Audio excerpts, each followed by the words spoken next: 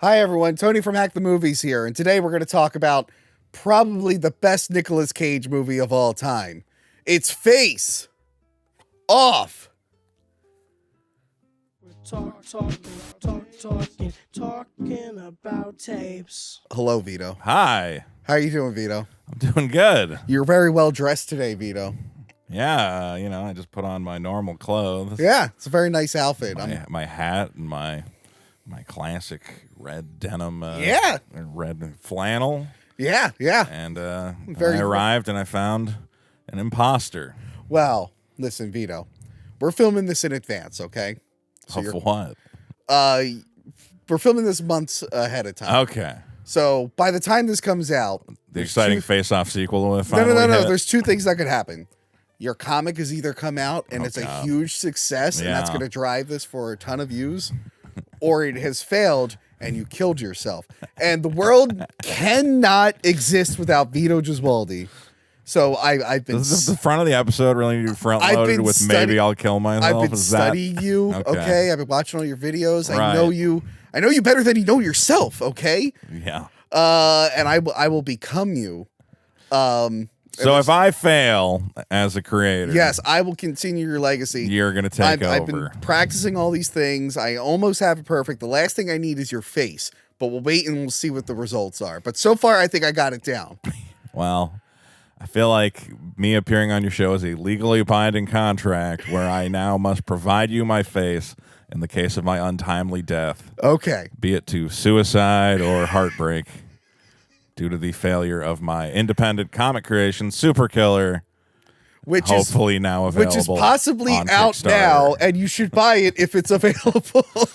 Right now, below me, there is a flashing message that either says "Buy Super Killer now" it's or the address of the funeral home where you can send flowers. In lieu of flowers, buy Vito's unsold books. Comic. That should be. Anyway, everyone in the funeral home just like, this was all right. We got B+ maybe read. we should have bought it. I don't know. Looked like Booster Gold. I skipped it. Anyway, all right. We're talking about Face Off. Yes. This movie is fucking great. It is like surprisingly good. Yes. It makes you kind of sad that there aren't more movies like it. Yes. Now, what are your memories of this film? Because my personal memory, I showed you before we started the original trailer for this. Yes. Which I had not seen. I don't know if I had seen that before. Yeah, I think I saw that when I went to see Men in Black. Yeah. Like my parents took me to see Men in Black, and that was like one of the trailers they played before where it's like, it's John Travolta being like, oh my God, this guy's a bad guy. He's so bad, and he does all this, and I'm going to learn everything about him. And now, after all this time, I finally figured out a way to trap him. I will become him. But it's not really super clear that he's literally going to become him. Yeah. Like, it's like, oh, is he going to, like, get inside his head? He's going to, like, learn psychology? No, like, literally, he's going to rip his face off. The title is very literal. It's very literal. It's not, like, clever. No. It's like, literally somebody sat down and they're like, what would be a good name for an action movie? Face Off. Oh! And then, like, all the pieces fell into place for them. So, originally, they intended this for... Oh, wait, I was going to say, when did you see this? Back in the 90s? I think later on, and this was not like a big film. I don't think it? I think it was. I don't big. remember anyone talking about Face Off. But this came out in what year? 97. What else came out in 97? Titanic. Tomorrow Never Was Shrek Dies. around by then? No, Shrek was not around. I feel like it was a big Shrek year. 97 was not a Shrek year. Regardless, there was a lot going on in 97. There was a lot going on. And I was like a kid, so I mean, parents weren't going to take me to see the rip-off face. My parents Crazoid movie. would have. We didn't. No. They didn't. But when it hit video, we sure as shit rented it. Wow. And we're like, this movie's awesome. This movie's so good. Yeah, so it was originally intended as a Stallone Schwarzenegger vehicle, and I'm kind of shocked that didn't happen. Yeah. That's because, like, there's history there. There's a rivalry there. Yeah. That would have worked. I don't think anyone... Did we ever get a true Stallone versus Schwarzenegger movie? We didn't, right? We got movies with them in it. Yeah. Escape Plan and... But they're like, they're like, yeah, Escape Plan is probably the biggest one, but they weren't really like adversaries. Yeah, that they kind of missed out on that. Yeah. But like, I don't think anyone in the 90s was like, man, I really want to see John Travolta go up against Nicolas Cage. Like the greatest action stars of our time. Like it didn't make any sense to pit those two together. The fact it works so well, I'm like, I'm shocked they're not in more movies together. They work so well together. What was Travolta even making at the time? This was during his like revival. This is like post Pulp Fiction. Okay, so Pulp Fiction, yes. And before this, he did Broken Arrow with John Woo. Okay, but then he started making all these weird like prissy lady movies, like the one where he's an angel that's fallen to earth. Yeah, that was a good one. Michael. Michael and stuff. And then Phenomenon, where he has like a tumor that gives him powers. Yeah, so he was making all these was that all around the same time? It was around the same time. Like when John Travolta came back, he came back hard, and it wasn't until Battlefield Earth that knocked him down the peg. Sunk it. Yeah.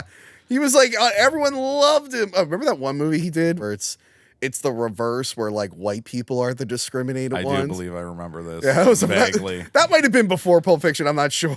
Yeah, he was doing a lot of stuff at the time. Yeah, and it's fun to see now where it went to. I mean, we get to see the classic Travolta hair. It's the most exciting. Yes. One of the most exciting parts of this is you're like, man, I know why he fought kicking and screaming to not have that hair taken away from him. He did everything he could. Because speaking of Travolta hair. Turn around. Can you grab Boy in the Plastic Bubble off the VHS? Oh, yeah. Look at that cover right there. Look at that hair, baby. I don't have a copy of Face Off, so I'll put that right put here. Boy in the Plastic Bubble. Put Boy in the Plastic Kind of like the same sort of thing. The same thing, right? Gets inside your head. It's a cerebral mind thriller. So yeah, I wonder who else they were gonna put in this, because it is produced by Michael Douglas, the actor. Yeah, that's really weird. And I'm like, was he maybe like, was this going to be a vehicle for himself, and it just didn't happen? Is Michael Douglas good friends with Travolta? I think Travolta was a John Woo thing, because John Woo just got done working with him. This was the height of John. This was the year of John Woo, the decade of Woo. Yes, as we refer this is his third American film after Hard Target. Yeah, and Broken Arrow, which Hard Target.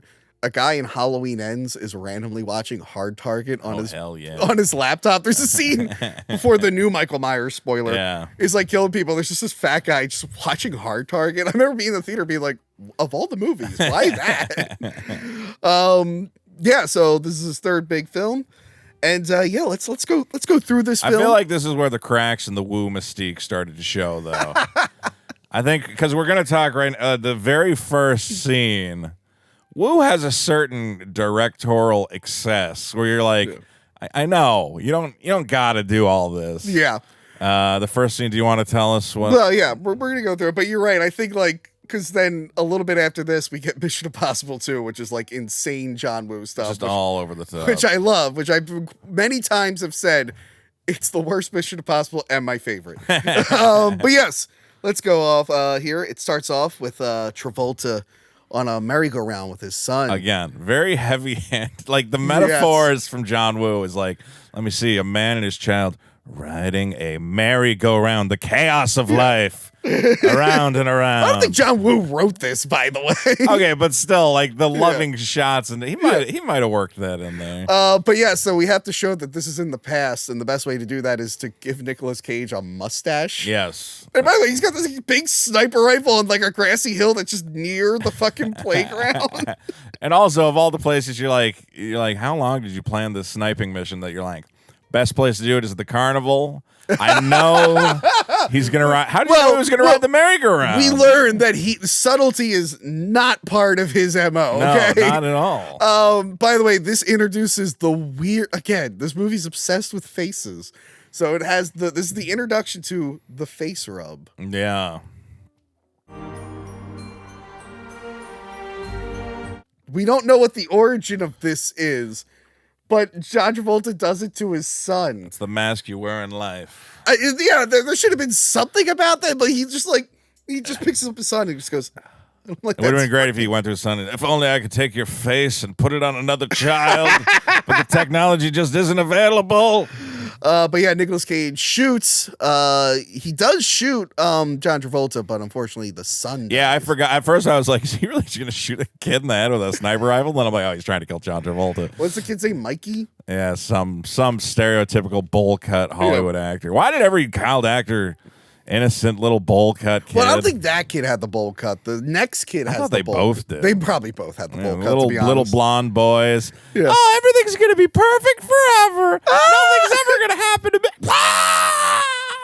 And then the balloons float away the loss of childhood innocence floating on the breeze, Tony. So his name might be Mikey, Yeah. but Nicolas Cage's name is Castor Troy. God, that's a great name. And his brother, Pollux Troy. Pollux Troy. I watched this movie with patrons. I stream myself watching and taking notes. And the one guy in the chat was like, my dog food is called Castor and Pollux. And I was like, whoa. Did they name the dog food after Face Off or the Face Off after dog food? And then another person's like, yeah, it's like a mythology thing. There were two brothers called. I'm like, that makes way more sense than dog food. And then what is the name of Travolta's character? Sean Archer. Archer, yeah. Sean Archer.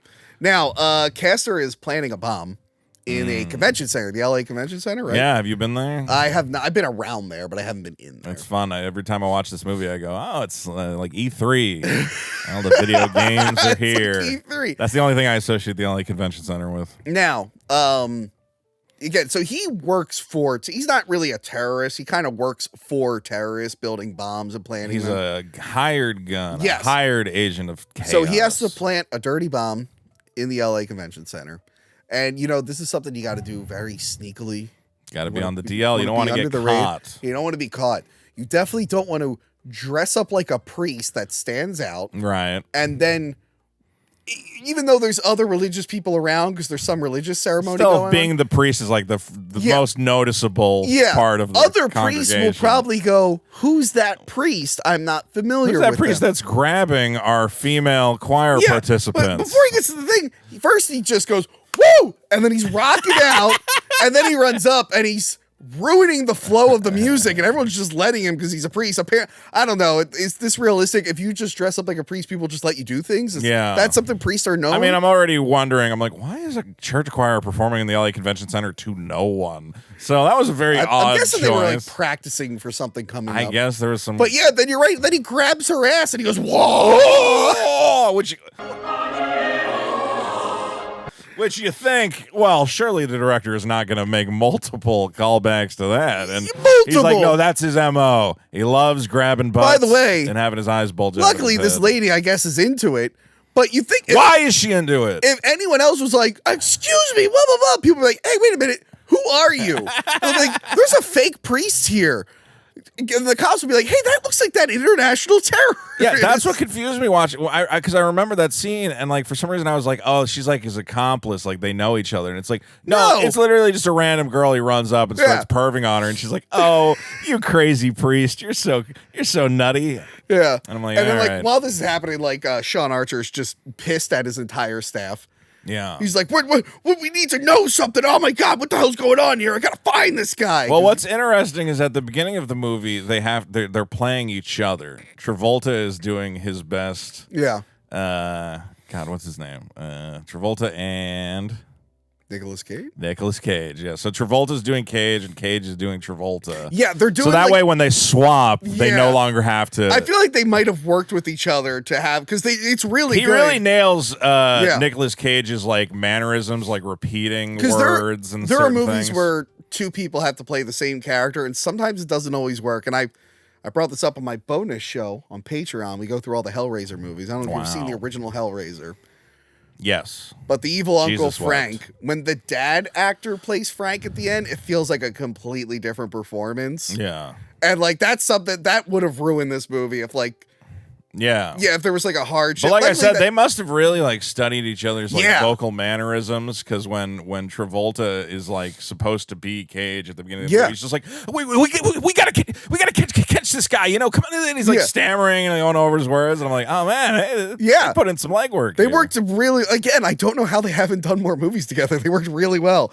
So he's really pissed, and he's yelling at poor Romy Walthall from Howling 4 and Howling 7. Oh, yeah, of course. We all know Romy Walthall from Howling 4 and Howling 7. My favorite. I've reviewed Howling 7, but I'm going to save that for later on. Don't wet my whistle just yet. Yeah, I gotta there's another connection in this movie.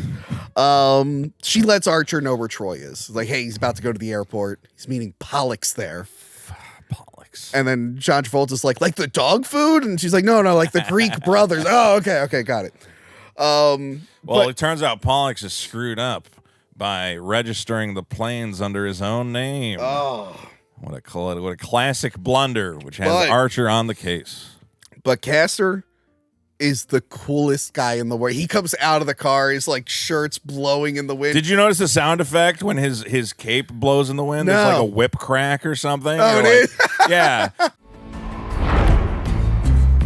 Because his cape just like flies it's up not and a it's cape, like it's his jacket. Yeah, no, it's just his jacket. Yeah. It's just a long jacket and it flies up the breeze. It's like, and I'm like, oh yeah. There's a lot of slow-mo in this, just random cuts of slow. It's very Whoever was in charge of the sound effects on this movie was having way too much fun. Sometimes, like, definitely too much fun. We're like, bro, you gotta tone it down a little bit. Pollux is played by Billy from Jurassic Park 3. Oh yeah, of course. The only other big movie I know him from. He's apparently going to be the bad guy in the Kraven the Hunter Sony Spider-Man movie. Okay. You know those movies they've been doing? Like Venom? Kraven's not the bad guy? Oh, yeah, I forgot. They're anti-hero They're movies. Morbius and their Venom universe. Now they're doing Kraven. I hope he says his famous line, I'm Kraven, some Spider-Man. Kraven's my favorite Spider-Man villain. Well. And then No Way Home, when they showed his like shadow in the sky, like looking like traditional Kraven, I'm like, this is going to be awesome. Again. Oh, you really thought you had high hopes for the extended Spider-Man No, villain I had high universe? hopes that he would appear in a proper Spider-Man movie. Yeah. Instead, they went, it's a Kraven standalone movie. And after Morbius, I'm like, no, please. Kraven the Hunter doesn't even make sense of as a character. Hey, he's fun. What hunter hunts spiders? He just hunts. Shut up. He's hunting big game. And yeah, but then it would make sense for him to hunt like the rhino. Don't you want to know why they call me the Rhino? Well, I always thought it'd be funny if you did like a movie where like he is specifically going to New York to hunt all these animal themed people. Yeah, and, that would be good. That'd be cool. Instead, we're gonna have him probably fight a different because like what is it? Venom. The bad guy was a gray Venom. Venom 2, the bad guy was a red Venom. Morbius, the bad guy was a vampire with short hair. You always gotta fight your opposite. So it's gonna be Kraven. I guess Billy from Jurassic Park is gonna be Kraven, but without facial hair. He's gonna be like a cyber hunter, well, using all this technology, and Kraven's gonna be like, no, you must know the way of the hunt. I am excited for the Madam Web movie just because I like Dakota Johnson. Why? Why do you like any of this stuff? No, Dakota Johnson's in it and Sydney Sweeney's in it. Oh. There's some nice looking ladies, so probably put it on mute. I have no hope for anything that starts with Sony Pictures Presents. I go, well, turn that off. I'm not saying it'll be good. I'm just saying it'd be nice to put on mute. From the producers of Pixels. All right. Great.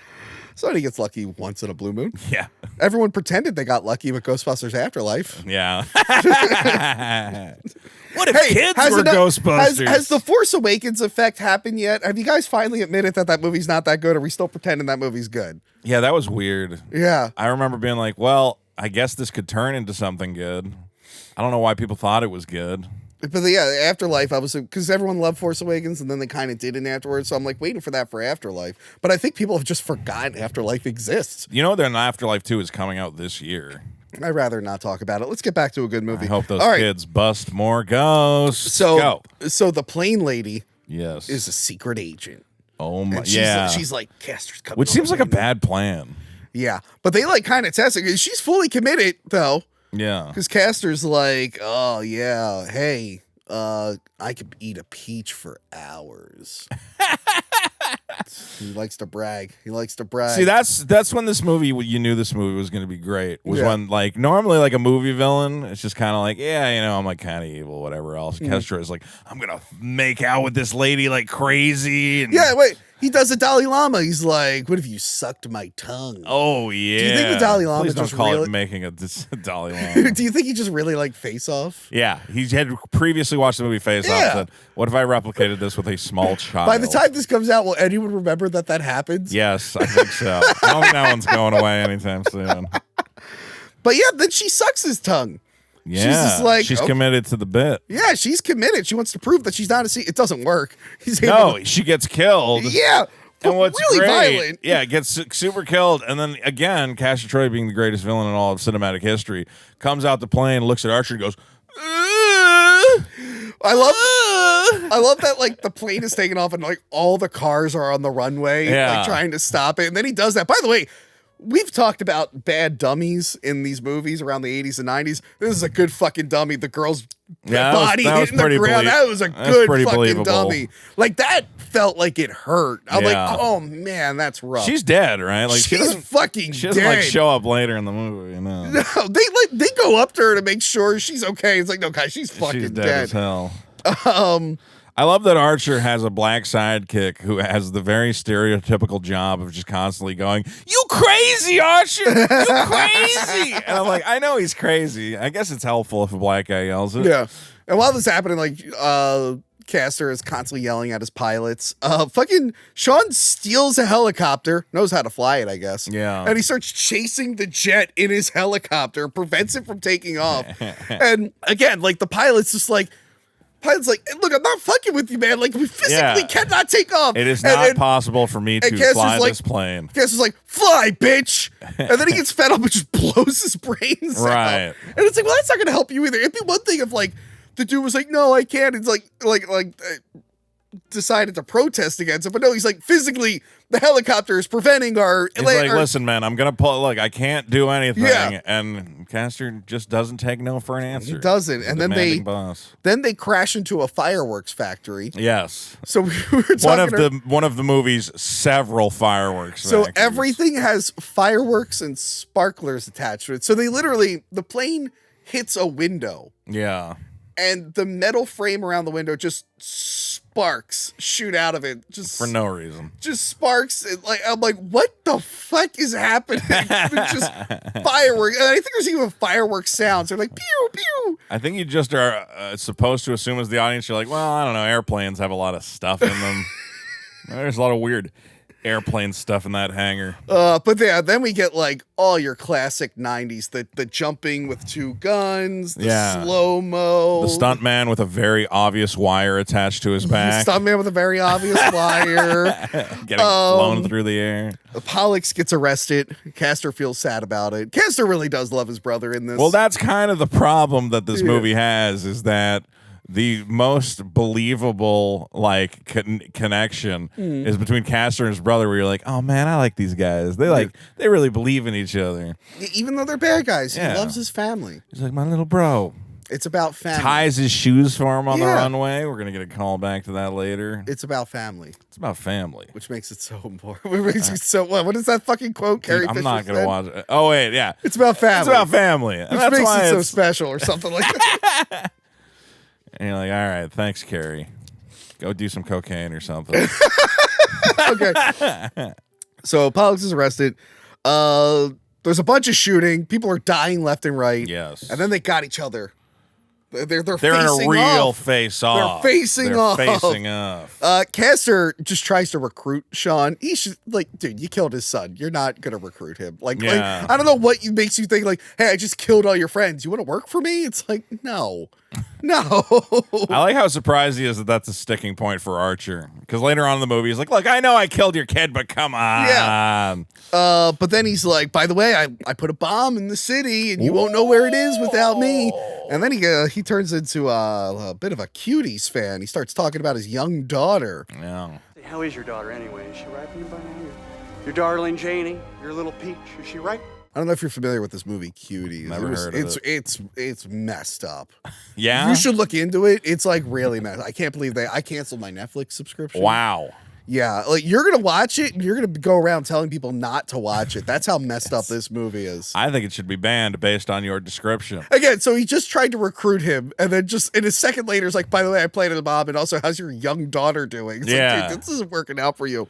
What's kind of great about this is that it feels like we're watching the end of a different action movie. Yes. For a second, where it's like, oh man, these guys have been chasing each other forever. He finally captured the bad guy. It feels like the cold open of a James Bond movie. Yeah. Where it like starts off with a big action scene. That's awesome. But yeah, the whole time there's this jet that's firing up, and I misremembered it. I thought the jet was slowly warming up, and then John Travolta kicked him in front of it. But no, John Travolta kicks him, and then they have a shot of him hitting the control panel as if he knows what any of those buttons do. And The big red one turns the jets and on. it just launches him into the fence, Yeah. and like they just assume he's dead. They're like, Elvis. Well, has he's left the knocked out, building. I think. Did they? They I say don't know. Elvis has left the building because I think he was singing Elvis. Ah. Yeah. Or he was singing some song. I know Nicolas Cage is a big Elvis fan, so I assume it's Yeah. Elvis.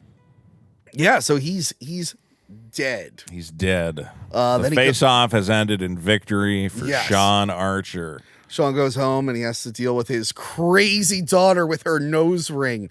Can you imagine anything crazier a teenager can do than wear makeup and have a nose ring? I'm sure this movie ages really well.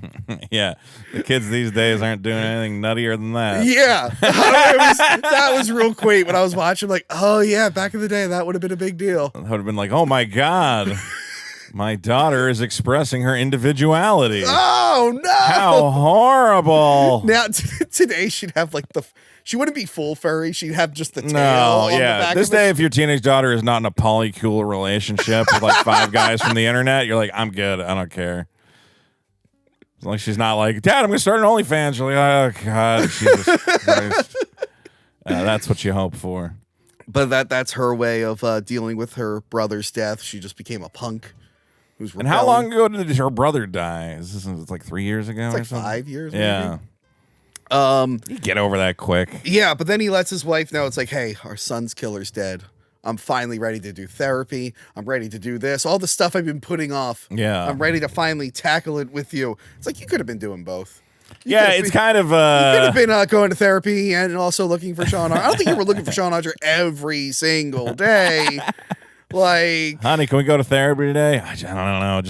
I think it was just an excuse to get out of doing stuff with his wife. He's like, Yeah. That Castor Troy's still out there. She's like, I want to go visit my mother. He's like, And then he goes back to the department and everyone's celebrating and he yells at them. Yeah. How He's like, dare you. no, Not okay. we have to celebrate the deaths, or we have to mourn the deaths of all the people whose names I remember because I'm such a Right. good guy. Is McAllister going to celebrate? Is Johannesburg going to celebrate? And you're like, yeah, I know. All right. Wait, but I love that he Archer. grabs the champagne. And he's like, no. He's like, wait.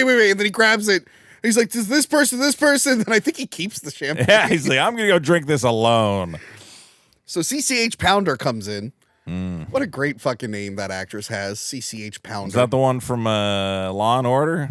Yes. Yes. The voice of Amanda Waller on Justice League. Oh. Yeah. She comes in and she's like, we found a floppy disk that proves that Castor Troy wasn't lying about the dirty bomb. Yeah. And I love the little message it has. It's like, I'm going to blow you. And it's like a I love sexy that in the lady that 90s goes, where "Away." like the only thing hackers love more than making bombs is making stupid little GIF animations for their bombs. Yeah. They're like, oh, I'm going to kill you. Even in Independence Day with the little skull, it's like, Even like Jurassic Park where it's like, oh, Nedry's like so lazy, he won't get anything done, but he took all this time to make a little animated version of him to scold you for trying to break into his program. Like, hackers are so creative. She's like, Pollux knows where it is, but he's not talking. He'll only talk to Castor Troy. And it's like, well, Castor's dead. What are we going to do about that? And then you immediately go waterboard him. Yeah. But I guess they someone in didn't my do that chat back. said that. And they were like, yeah, you could have just waterboarded him. I'm like, yeah, that's a good fucking point. Just torture the shit out of Yeah, him. just Like, torture him. We'll probably talk this about was it. pre-Patriot Act. Doesn't he have he's like on meds? Just withhold his meds. Maybe that'll fuck him up enough. Yeah, there's got to be some way. What was his particular condition? Because he's all like, he's got the kid shoes and he's doing this. Like, what was his mental disorder? I think this was back before we really knew what autism was and just kind of referred to it as being a weirdo. Because that kind of seems like what he is, yeah. Yeah, it's a little hard He's a to little like. autistic. Yeah. He's a little like They say quirky. his medicine later on. I'm gonna look up what his medicine was. You think it was a real medicine? It wasn't like a movie medicine? Oh well, there is some science fiction here, but we'll get to it when the scene comes up. But this Yeah. might be part of a shared universe, Vito, which might explain some things. But we'll get to that. So there might be some crazy drugs and gene stuff going on in this universe. Oh, man. So CCH Pounder shows that Castor is actually alive, and you think Sean Archer would immediately grab a scalpel and just kill start him. stabbing him to death. Yeah. Instead, he just goes, come on. you're keeping him alive. You, like that should have been him being like, no. They hold him back. Why? Instead, he's like, I like to think Archer has enough respect for the law. He understands you can't just kill a captive. But yes, he is very distraught. Jack Death and Trancers would have shot him right away. Trancers is a good movie. You'd like it. Right. So they pitched this idea to him. They're like, look, they bring in the science guy who's a dude in a bunch of movies. Yeah. He's one of those guys. Like, I've seen you in 10,000 movies and I don't know your name. I know he was Loki's dad in Thor, the ice giant. Oh. And I think he was in a couple Was he Spider-Man. covered in CG, I assume, when that happened? Makeup effects. Yeah. Back when they still did those. He comes in and he goes, I'm the best scientist that ever lived. Yes, it's like, look, your friend who got his ear shot off earlier, I'm making him a laser ear. How do you feel about that? Yes. Yeah, so he's just like, yes, we're building all these body parts and stuff. Like, here's the plan. Pollux will only talk to Castor. Yeah. So we're going to use our Which is a ridiculous plot point. Our like we can manipulate your body and change your skull. We can change your bone density. We're gonna fix up your hair and give you like freckles and stuff. We can do all this stuff, but we have to physically cut off your face. Yeah, for some reason we can adjust all this stuff just like normally. What about the nipples? Do you lot of laser the problems. nipples to look like his nipples, or do you just cut off the nipples and transplant what about them? the fact that Tarantino's face or Travolta's face is like twice as wide as Nicolas Cage's face? I'm like, there's no way you couldn't just like squeeze his face in. But I know. All right, sure, let's. I do mean, it. it's just as ridiculous as Mission Impossible, where they put the masks on. It's like that wouldn't technically work. But yeah, so that's the thing. So we're gonna switch faces with you. That's the funny thing is like you would think making this movie you would find two guys who kind of look the same, but instead Travolta and Nicolas Cage, they look like, nothing bro, alike. like this is you're really stretching the Reminds me of you see Once Upon a Time in Mexico, right? Yes. They have that whole subplot where Willem Dafoe is looking for a guy who has his skeletal structure so they can do this face switching. That's like a big part of that movie. And this one, they're like, and this one, they put a plastic thing over his face with some like silly putty on it. And they're like, see? But I like that he's not on board yet. Yeah. But he's like, no, I'm going to question his guys. And he's like beating up Nick Cassavetes and Gina Gershon. He's like, we're going to take your kid from you if you don't let us know. And she's like, I don't know anything. And none of them are talking. He's like, God damn it. I think Nick, I forget what his character name is, but he like tells them the date that the bomb's going to go off. Yeah. But not like the location. Because I just heard January something or whatever. And they're like, oh, geez. So the plan is off the book. I don't know why it would have to be off the books, really. No, unless they have like moles in the thing, but again, I don't even there's think a lot of like please suspend your disbelief. It's a movie about cutting off each other's face. I don't even think they even knew that facility existed. But yeah, it's like it's off the books. Only a few people are gonna know. Yeah, and Castor Troy will immediately figure out who they are somehow. Yes. And like he goes home and his wife is so happy, like, oh, I can't wait to start our new Castor Troy free life. I can't wait to go to family therapy. And then he's like, I gotta do one more thing. It's like, one more. They're pulling me back. When does it end, Sean Archer? She should say that. Good old Joan Allen. So she's pissed. She's like, why? And then of course he has to do the so weird. No one on set was like, guys, this is kind of weird. No, like a face this thing. is very important. Is John Woo demanded that everyone touch each other's faces lovingly, as we all do all the time. So he's ready to go under the knife. Yes. But he's got this scar from when the bullet passed through him and blew his kid's brains out. Yeah. And he's like, this scar means a lot to me. Can you make sure I get it back? Which makes no sense, because if you recreate a scar, it's no longer the same scar. It would be a replica of the scar you had prior. Yeah. Unless I guess they cut it off and kept it in that. So they're going to put his scar in a little thing? Yeah, kind of like they did with his face, how they put his face in like a dish. Sure. Make sure to save my scar patch. Yeah. I want to remember that time my kid's head exploded. Yeah. It's like, I really need this scar. Yeah, that doesn't make any sense. Of all the things to like, why would you want to remember the time you got whatever? Yeah. And then we cut to two very obvious dummies on the gurneys. And it's like, wait a minute. No. That they actually did the procedure in real life, Tony.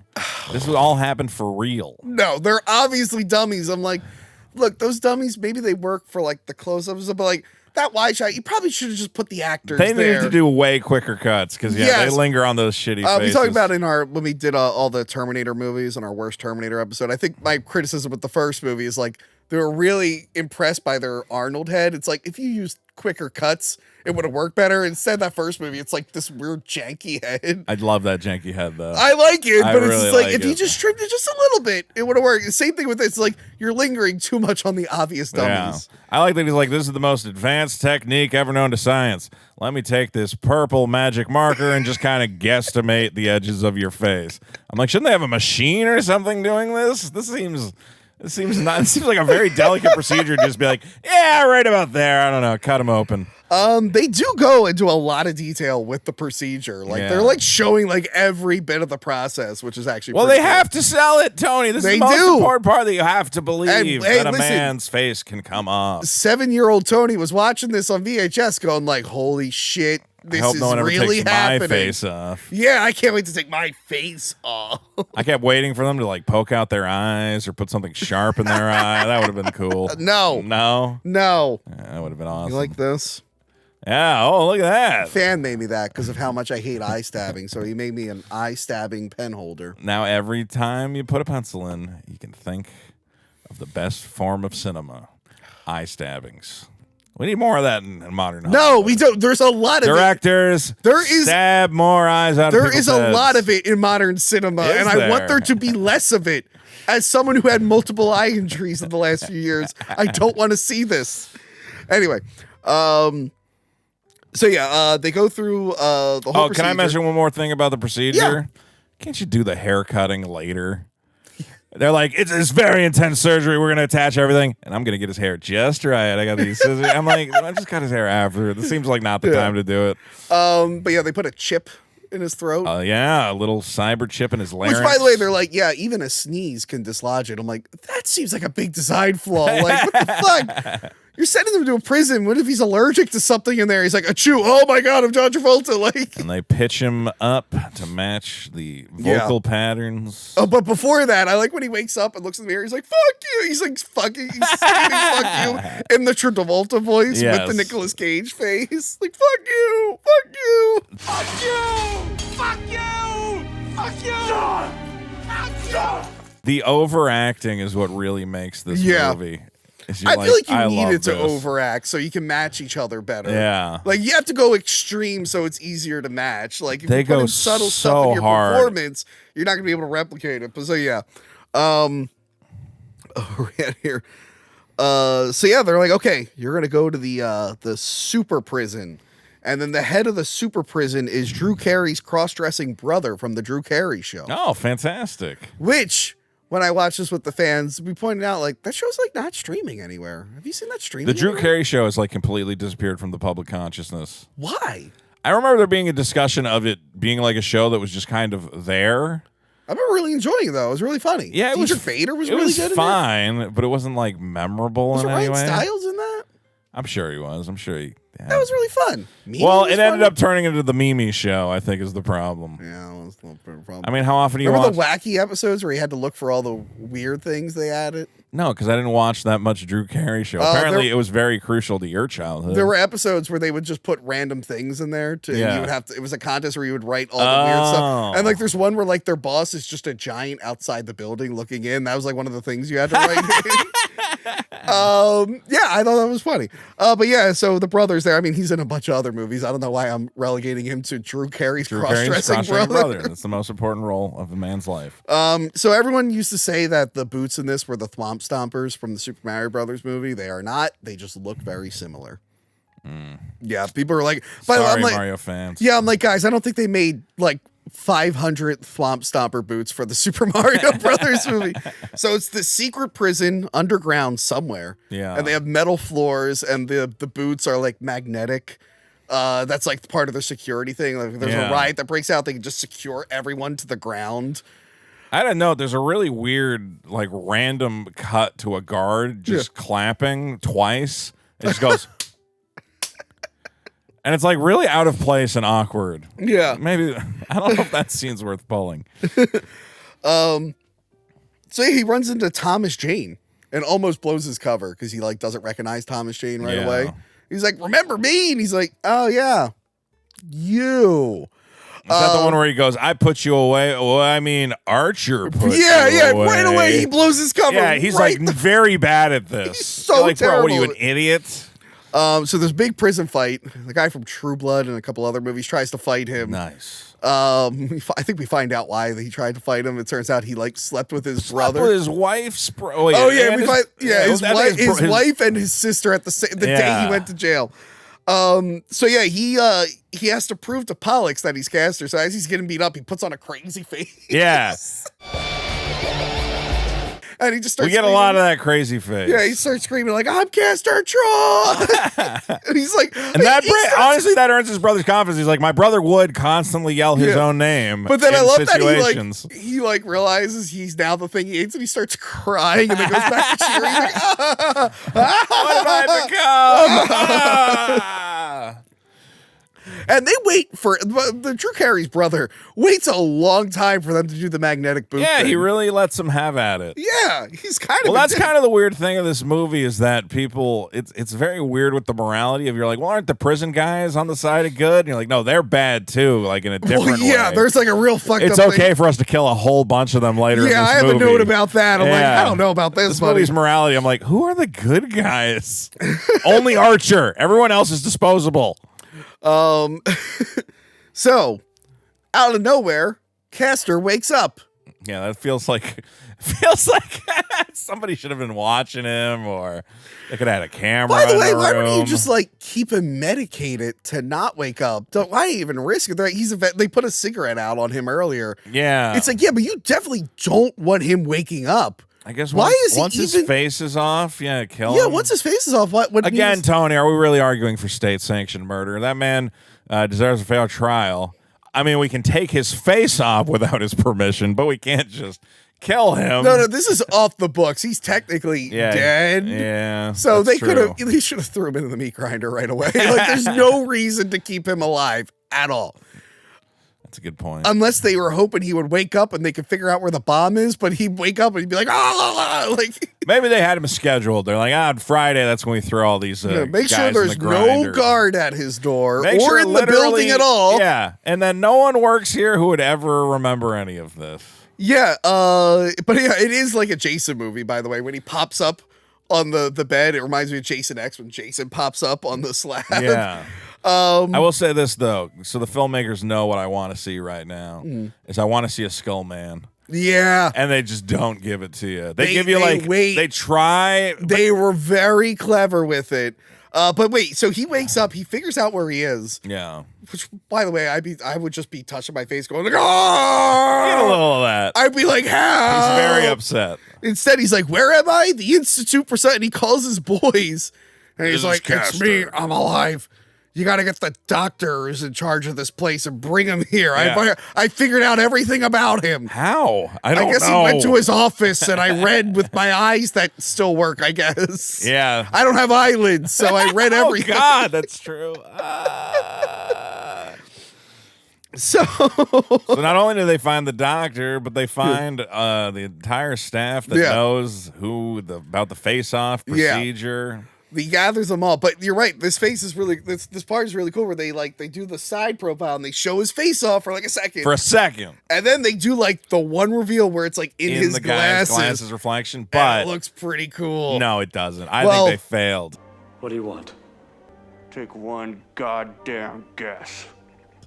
Because you're right, he shouldn't have eyelids. He should have giant bulging eyes. Yeah, so it kind of just looked like Nicolas Cage. You were upset we didn't see a Nicolas Cage skull face? Yes. Well, you must have been really happy that you got 2 Ghost Rider movies. I was. Where Nicolas Cage was just a skeleton. Yeah, but the whole time you were in the theater, you're like, this makes up for Face Off. I think somebody was watching Face Off and they said, hey, wait, I've got an idea. Dude, the reflection in the glasses, you thought that looked good? I thought it looked like Nicolas Cage covered in spaghetti sauce. I did not think it was a skull man at all. Nah, I thought it looked cool. Well, he wouldn't be a skull. He had like muscles on top of the skull. Still be like a muscle. All right. They took the skin off. They didn't take like his a muscles pizza off. man covered in marinara sauce. Not what I wanted. I do like, he's like, what do you want from me? He's like, Take a fucking guess. Yeah. But that must have been pretty awkward to perform surgery with the two guys goons. Just like, Yeah. all right. Yeah. And he's like, normally I do this with like 10 other guys. And they're like, you got it. He should have been like, oh, by the way, there's a high chance he might not make it. Yeah. And if he dies, it's not my fault. And then just kill him on the So operating table. why he puts like Nicolas Cage under? If any of you guys are subordinate in one of his position, it'd be very unfortunate if your boss died right now. And then you're in charge of this glorious criminal Yeah. enterprise. That would be a They're thing. loyal to Castor Troy's unique For some brand reason. of Honestly, villainy. if I thought Castor Troy was dead and I got the phone call, I'd be like, yeah, fuck I'd you. be like, oh, thank God, Jesus Christ. No, but like I'm like, if the guy was like, I'm Castor Troy, I'd be like, no, you're not. By the way, I like that I faked holding. I do this all the time. I fake holding a phone. Yeah, when when I you have a have a phone phone. problem. I mean, a real phone. This is a real video store. Open Mondays through Sundays. Yeah. 8 to 5. On Saturdays, we close at 12, much like the post office in my town. Yeah. Well, you learn a lot about the operating hours of a post office in our line of work. So, I do like Sean as Castor is like trying to work Pollux. He's like, I'm just having so many problems with my memory. I can remember certain things, I forget certain. Yeah. but like I know we built a bomb. Yeah. And it was like really cool. Where did we put that bomb? And he's just like, at the convention center, obviously. Right. And then Sean gets a little overconfident. A little he's like, cocky. He's like, you're so fucking weak. And he just walks out. Yeah. Yeah, He's it's like, like I've really- already won. I've won the whole game. Yeah. And he's real excited. He's ready to report everything. He's like, okay, I know where the bomb is, and it opens up. Boom, it's Sean Archer. And he's Oh like, my God. oh fuck. He's like, yeah, we got everyone in the unit. We burnt them all alive. I love the multiple cuts of covering them in gasoline, and they're just like, ah! I'm like, oh, that's great. So yeah, And what I was thinking at this point is I would turn to a guard and go, I have the location of a bomb in downtown LA, and I would like to speak to a lawyer. yeah, that's really what you should do. And I am Castor Troy. I'm Castor Troy, internationally known terrorist. I have planted a bomb, and I would like to speak to law enforcement. Unfortunately- Instead, he goes, give me back my face! Give it back! Unfortunately, because Sean Archer is kind of in charge of that, it would just go to Sean Archer, which is Castor Troy. I want to talk to anyone other than Sean Archer I do who like- molested me. That's how you get up I the do like when he chain. attacks him, and he just. I love movies where there's just two characters that just hate each other. Yeah. And Demolition Man is another one. Just two characters that hate each other. And I, even with my old show Mummy Cop, I wanted like Mummy Cop and the main girl in it. They just. I've always, because of movies like this, I tried to just try to replicate the influence for the infamous Mummy the Cop Mummy Cop the series. I is wanted finally to revealed. recreate those wonderful relationships where two characters they just want nothing more but than Yeah. to kill each other. So like when he's strangling him, it just goes die. And he does it again later on in the movie. He's like literally praying. He's like, please die. Like he just doesn't want him to live. It is great that the theme of this movie is ultimately neither of these men can kill each other despite trying their very hardest on every occasion. But I like that they stop Sean and like Castor, fake Sean. It's just like, well, you know, he's had a troubled life and whatnot, but whatever. I gotta go.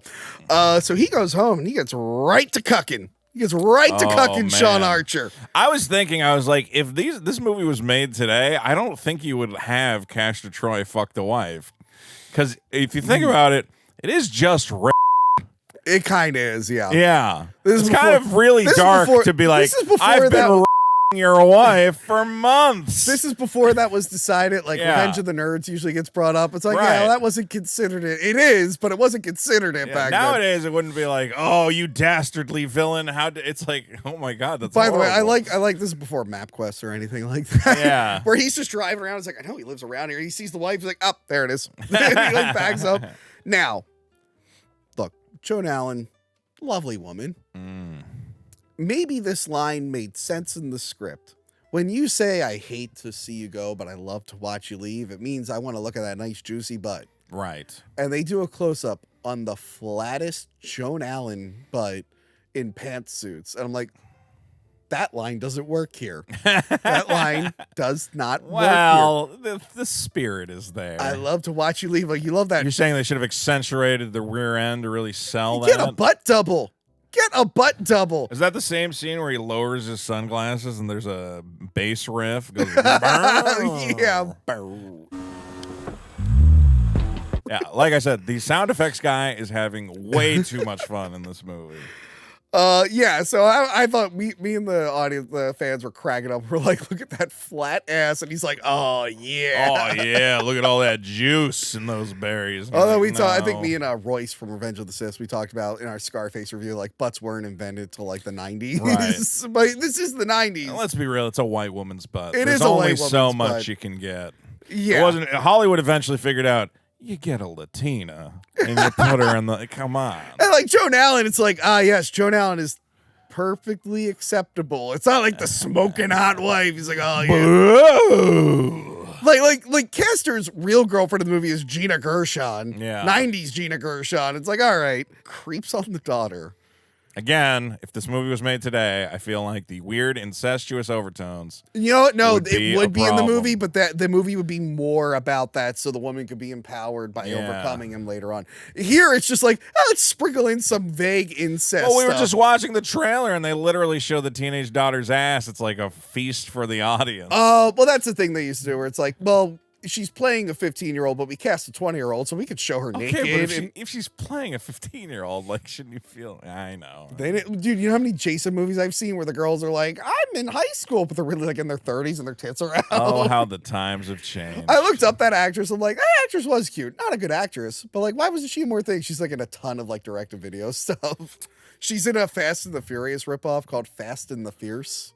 There's a certain market in Hollywood for generic, semi-attractive blonde who can slot into any scene. Yes. And I'm glad she's made a career out of it. I'm sure this helped her. Like there's plenty of actresses that we can get the girl from Face Off? There's there's plenty of actresses that were in big movies and then did nothing.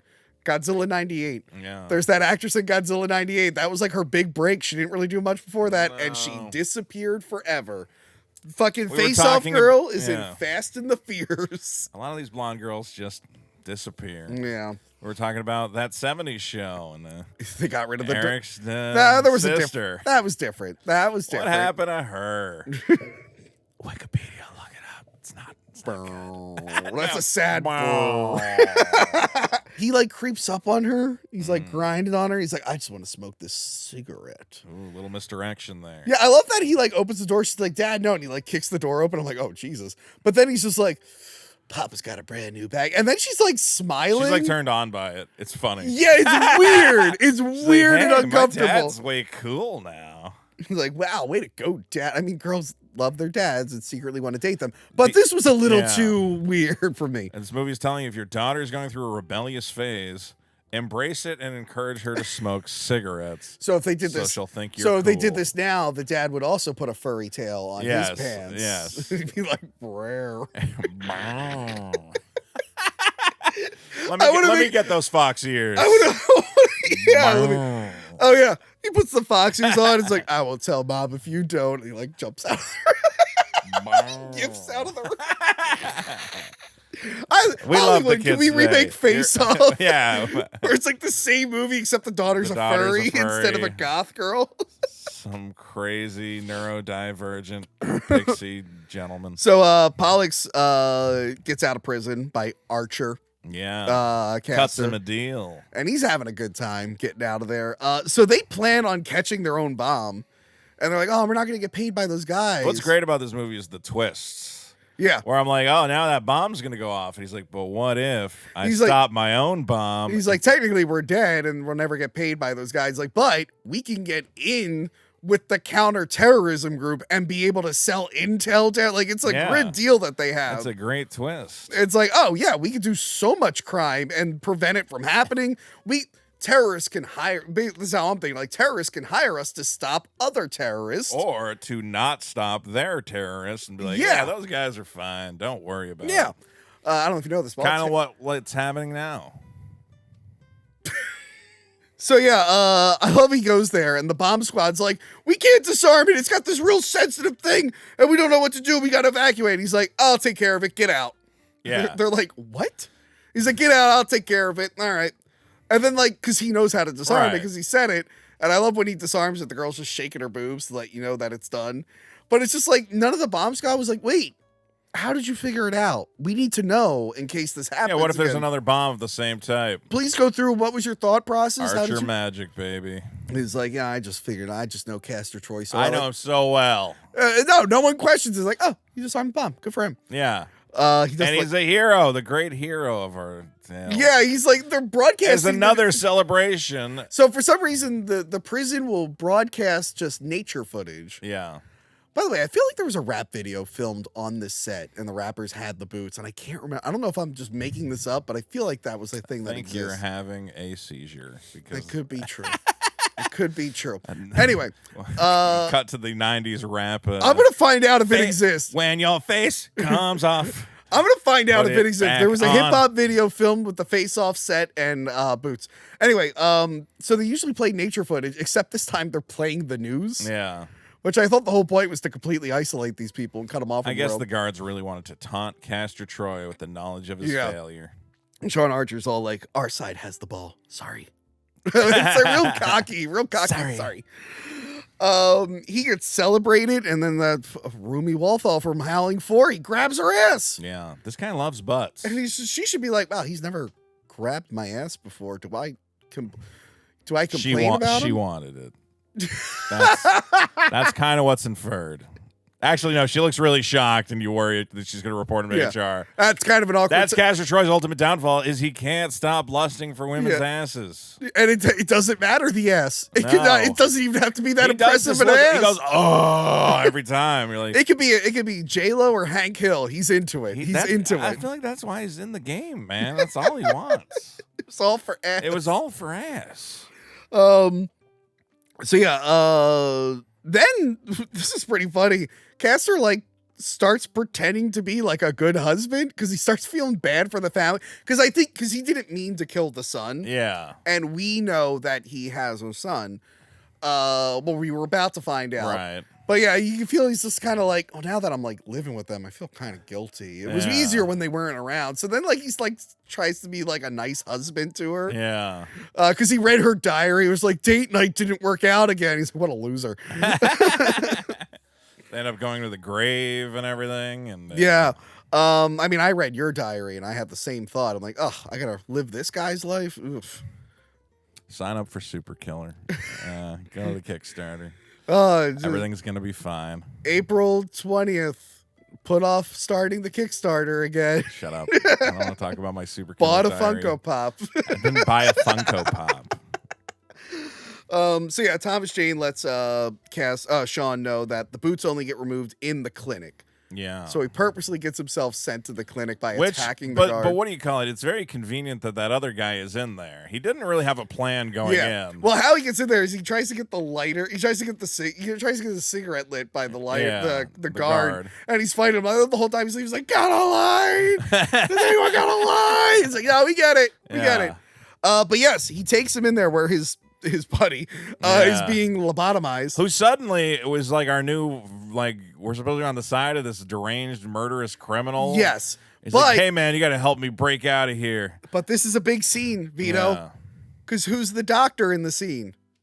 Who? Famous horror host Joe Bob Briggs, who was actually on this show. Do people like these references? Do people watch this? Yeah, Joe Bob Briggs is like He's been on this show? Yeah, Joe Bob Briggs is very popular. He's got like one of the biggest shows on Shudder. He like did Monster Vision as this movie came out, he's doing Monster Vision. Okay, well, this seems like an actual reference. Yeah, but he was also like a real actor. He was in a bunch of stuff. But yeah, Joe Bob Briggs, and he was actually half the time you're like, he was in Werewolf Cop. Well, no. He does a show where he he airs horror movies and gives you fun facts. Wow. I learned a lot of horror movies from him. Does he talk about his time on Face Off? Occasionally, yeah. But when he was on the show, we talked about Howling 7, which had Rumi Walthall re-bringing her character back from Howling 4. Again, I don't See how know it's all who connected? watches any of this. See how it's all connected? But no, actually, can't wait to get deep scoop on Howling 7. It was funny though, like off camera when I was talking to Joe Bob, I just kept asking him questions about Married with Children because he was like in 3 episodes of that. I'm like, what was it like? He's like, oh, it was a really good time. Blah blah blah. That's pretty fun. He was like giving me like fun facts about Ed O'Neill. Like that's awesome. But it was funny in that episode. He was talking about Rumi Walthall, and it's like, was she ever in anything? Did her career take off because he's not in any scenes with her? Right. I don't think he realized he was in Face Off with her. He probably was like, I was not paying attention. He's also in that. Casino. He's in a lot of movies. Was he the pit boss? No, not the pit boss, but the like assistant pit boss? I think he's like one of the. I think he like owes the money or something. It's been a while since I've seen Casino, to be honest. Yeah. I think I have it on VHS. Yeah, I got it over there. 2 box VHS over there. I'll watch it tonight and I'll let you know what he was in Casino. Yes, please watch Casino tonight. But no, it's really funny seeing him in this. It's like, oh shit, there's Joe Bob just frying people's brains. Yeah, well, that's the thing is this movie has to convince us that the prison guards in charge of keeping all these murderers and terrorists are also bad guys. But the lobotomize, it doesn't work because like the dude's on the ground throwing up. But then Nicolas Cage is like, hey, buddy, I didn't sleep with your wife and sister, and they really miss you, and we got to get out of here to help them. And then he just gets up and starts kicking ass. Like, did the electroshock do nothing to him? Yeah. I'm pretty sure if I was electroshocked, I'd be like, yeah, I'll help you. I can't move at the moment. Pretty quick turnaround. I'm like, I'll help you when I can. I'm too busy throwing up here. And then the brutal murder of prison guards begins. Yeah, this is a little rough. We're like, technically. I'm like, aren't those... Wait, hold on. Yeah. This movie really needs you to be like... They do have a part where he, like, stops him from killing one guy because it's not necessary. Right. But he let him kill, like, 15 guys before that. That's the thing. He stops from killing a guy, and then they kill, like, 10 more guys. I'm like, well, what was the point of that? Yeah. Oh, during the shootout, he passes by a metal cart that says InGen. This movie is in the Jurassic Park expanded universe. God damn it. Does it just say InGen on what? On the cart? It's the legit InGen logo. Really, this was being filmed probably around the same time as Lost World. They probably grabbed like a cart, like science-y stuff from that set. But it's funny because Jurassic Park is a world where you do all this like gene experiments, and then this has like the sci-fi stuff. Oh my God, what if Face Off 2 they had dinosaur faces? Dude, if you're listen, now in the Jurassic Park continuity, dinosaurs are everywhere. You're telling me you don't want to see people jumping in the air with bullets and stuff while dinosaurs are running around? That sounds pretty fucking awesome. I've always said the like natural progression of the Jurassic Park universe needs to be World War J, where we've injected soldiers with dinosaur DNA. They almost did that. Yeah, and that's what they should be doing. And like soldiers should be riding on the backs of T-Rexes. That's what we all want. Yeah. But like I'm Terminator, it's like we want the future war. Stop the time travel crap. Just show me the. And then they did the one movie and they fucked it up. Yeah. Yeah, they didn't give us the purple space lasers or anything. It was a good idea, but yeah. Movie has its fans. So yeah, then Sean legit kills 2 guards. I had a note that he kills a bunch of guards with acid. Yeah. Remember that? He's like boils them with acid. And I'm like, okay, well, I think you're the bad guy now. But maybe that's the point. Maybe the mask has become the man. Yes, he's fully becoming Caster. Now, this underground prison with its magnetic floors. with its dinosaur lab. You'll never believe it. It's also a fireworks factory because there's sparks going everywhere again. Just sparks everywhere. If I have time, I might just have sparks going off randomly. Yeah, you should just have a lot of spark effects like from the corners of the screen. The whole time, just sparks shooting. A riot breaks out, and he uses it to escape. And it turns out the prison's been on an oil platform the whole time. I know, and he's really upset to learn that. Now, I thought he was in the middle. That also makes no sense. How's Yeah. there a prison beneath an oil platform? I've seen it in that other, like one of the Godzilla movies did it recently. It's like, all right. That is very again. This is in a very sci-fi. I mean, this is in the same universe where dinosaurs are on an island. True. So you never know. Where dinosaurs run rampant. And then a helicopter tries to take out. By the way, Archer. this is the same year Lost World came out, so they could have done a whole thing where, like, while this is happening, they're like, "Hey, did you see the news? There was a T-Rex in San Diego. Isn't that weird?" I feel like that would have been a They're like, dude, there was a big boat chase and everything blew up. It's like, yeah, that's nothing. There was a T-Rex in San Diego. I don't think you want to overshadow your own plot with the knowledge of the existence of dinosaurs in a different sector of the universe. How great would it be if there were just random movies where it's just like, yeah, blah, blah, blah. We're gonna kill the whatever crime family on the news. You're like, oh, There's a dinosaur. Okay. And then the movie just never addresses it again. More universes should just exist as cinematic universes. Today I'm going to tell Julie I really love her. And like, oh, aliens landed. Hey, there go the Ghostbusters. Have fun, guys. Hi, Ghostbusters. Anyway, I got to get Julie back. Nothing. We got to steal these crown jewels. Hey, are those the Ghostbusters? Yeah, just do it. Who cares? None of this matters.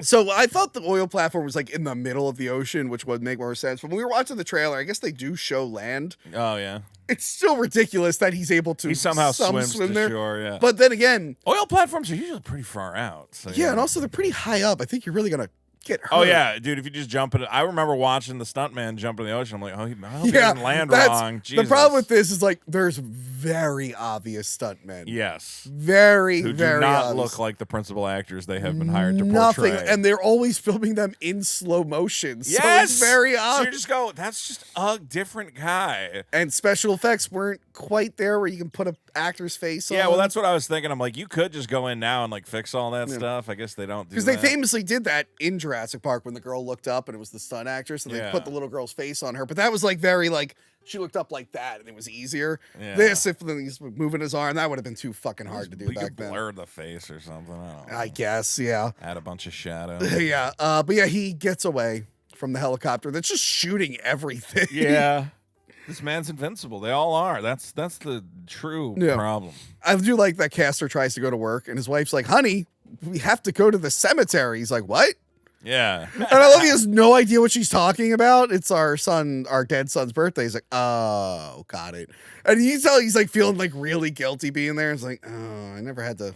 I didn't realize. Yeah, I was worried he was like gonna do something stupid like pee on the grave, but no, he takes it very seriously. Yeah, because he loves family. Yeah, and he's now realizing he doesn't want to hurt kids. He's realized just all the kids that would have died in that terrorist bombing. Yes. He doesn't think that far ahead. I guess he loves family. He's just not used to seeing the repercussions of his actions or what, the results of his actions and the people he hurts. He's so focused on grabbing women's asses. He's so focused on grabbing ass and getting his tongue sucked. So yeah, I do like Sean tries to call his wife and she's like, what the fuck? Who's this? I remember thinking he's very lucky to have found a car with a cell phone or a car phone at this era because those were not very common. Yeah, those are not very common. He kind of just stole a random car and he's like, I'm like, oh, hey, car phone. That's useful.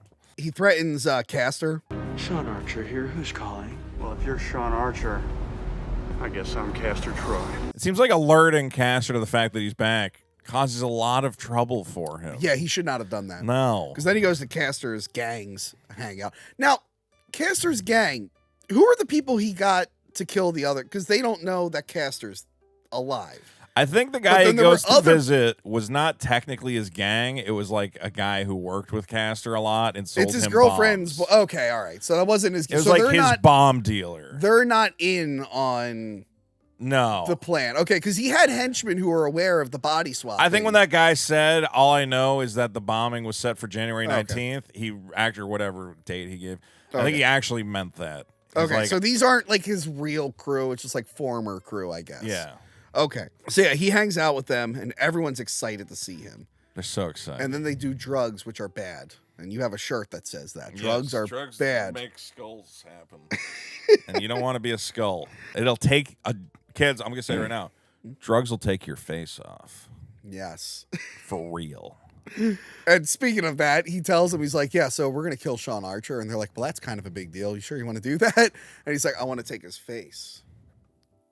Oh. Titular line! Oh! Titular line! And then they repeat it multiple times. Wait, you want to take his face off? I want to take his face off. The face. Oh, thank you. He should have done that in every movie. He should have been like, there's a lot of cons in the air. It's a con air. Yeah. I think John Woo should have kept doing that. Man, this guy is really a hard target. Man, I once did a Mission Impossible, and this is a Mission Impossible 2. This egg is hard boiled. I'll roast them in the fires of vengeance. Is that the name of the second Ghost Rider? I don't know. I assume that's not a John Woo movie, but okay. Oh, that's a Nicolas Cage movie. Spirit of Vengeance. Spirit of Vengeance. That's that one. You can call me the spirit of vengeance. If you don't mind, I'll be leaving Las Vegas. Wow. Yeah, I do like Nick Cassavetes when he's just like, no more drugs for that, man. But he does take the drugs, and it makes him have a little freak out. Yeah, he is tripping. I do like that he forgot that his face was Nicolas Cage, and he's like, oh! And then Gina Gershon is creeped out by him. She's like, what the hell's going on here, Castor? But back at home, at the Archer residence, Danny Masterson shows up from that 70s show, and he's getting a little creepy with the girl, and that was a very compelling performance. Were you shocked at how accurate that performance was? He must be a method actor or something, allegedly. I don't know if I want to touch any of that. Let's just say the Scientologists are a very fun-loving people. Like John Travolta. Do you think John Travolta after this scene is like, let me tell you about the Church of Scientology? Can I tell you about a place where you can do whatever you want because we have a bunch of boats and no oversight? I'm getting canceled from Hollywood. You're not supposed to say anything about the Scientologists. No, they're not as strong as they used to be. That's true. They've kind of fallen out of favor. Yeah. Anyway, so he beats up the guy. Don't women. Yeah, but like this is the thing. So this scene was very confused. Like, all right, so the terrorist for hire who murders children saved a woman from rape. I don't know who to root for in this. Well, he really has developed some sort. He almost seems to want Archer's life. He wants the daughter to be his. This kind of reminds me. We talked about it in Jason Takes Manhattan. I don't know if you've seen the wonderful film Jason Takes Manhattan. Yeah, classic. Where he's trying to kill the woman in New York, and then junkies grab her and drug her and try to rape her, and then he saves her from the rapist by killing them, and then goes back to trying to kill her. And I'm like, I don't know how to feel in this scene. And this is how I felt here. I'm like, well, good. The terrorists stopped the rapists. I'm like, I don't know. What's going on? He's turning a corner. I mean, they're humanizing him. Again, that's the problem with Castor Troy is he's so darn likable. Even when he's perving on his own underage daughter, then it's technically not his daughter, and she's still actually underage. This was actually in the novelization. She's actually a 10,000-year-old vampire, so it's not weird. Oh, so it's okay. It's not weird. Then he gives her a knife. Yeah, he gives her a knife and teaches her how to defend herself, which may have repercussions later in the plot. Bow. That was a show knife, by the way. You know, those twisty blades, they're garbage. But I like that Pollux was spying on Castor's girlfriend. Yeah. He just happened to be spying on them for whatever reason. So she has a son that she's worried about because they're going to take the son away if they find out she's been housing Castor. Yeah. But then she tells him, it's like, yeah, the kid's actually yours. I didn't tell anyone, though. Because you suck is what she should say. Because I kind of don't. Well, she should. Then she's like, meet your dad.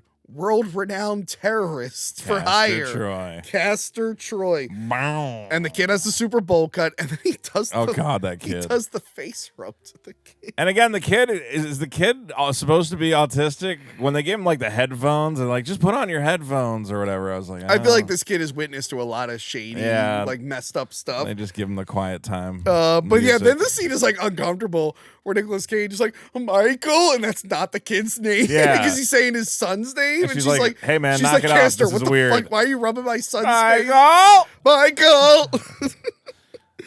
Then the SWAT team attacks. Yeah. They just fire on this very clearly indiscriminately. There's very clearly a kid there. They're just firing smoke bombs. Well, Archer or Castor Troy in the form of Archer is able to command these counterterrorism units. Yeah, but the counterterrorism units aren't also criminals. They should be like, whoa, no, there's a kid there. Let's be a kill everyone in that building. I demand it, Sean Archer. But you're right. They put the headphones on the kid. They're like, don't listen to anything. And I like that the dude's just like, damn, my place is getting fucked up. That's all he's worried about. Well, that was my thought. I'm like, wow, this is a pretty cool little loft he's got here. Yeah. And then destroy it all. And then you got the classic slow song plays while an action shoot off is going on. That was terrible. Somewhere. That was so bad. Over the there's a bunch I don't know who thought that was going to be interesting or profound. No, if you had picked a different song. Nah, it was cool. Over the Rainbow. Yeah, it's cool. No, that was dumb as hell. Nah, I loved it. What are some other movies that do that? play a dumb old song. Yeah. I don't know. Right now I'm just thinking of Devil's Rejects where they play Freebird at the end for that shootout. Yeah, that's what do you call it? Well, there's other examples. Oh, I guess I was thinking of the Kingsman, but they were Kingsman or one of the Kingsmen they play. That was also Freebird. I'm thinking of like maybe was that also Freebird? I guess it's like a video game, but like Hitman plays the Ave Maria during all the shootouts and shit. Okay, but Ave Maria like has like some gravitas to it. Over the Rainbow is like just like a shitty, I don't know, musical song. Doesn't really make sense. So anyway, Castor shows up and shoots Gina Gershon's brother. Oh no! Shoots him in the neck, and I like that he's like, I'm fine. And he just like vomits up blood and just dies. It is weird that like all these guys are having a last moment with Castor Troy. He's like, "Hey, we had some fun, right?" And you're like, well, that's not actually him. So then, he's been tricked. So then, Sean and Castor face off. It's time for the face off. This, by the way, the stunt double that's supposed to be John Travolta running around looks nothing like John Travolta. He's like running behind all the mirrors, and I do like the shot where they're like there with the mirror, and then they have to face the mirror, and they're looking. But they're at the facing face themselves. They look at the face of the person they hate, but realizing that it's also them, and they have to shoot themselves. They hate themselves. It's so layered and deep, man. Is it? Let's just kill each other. Yes.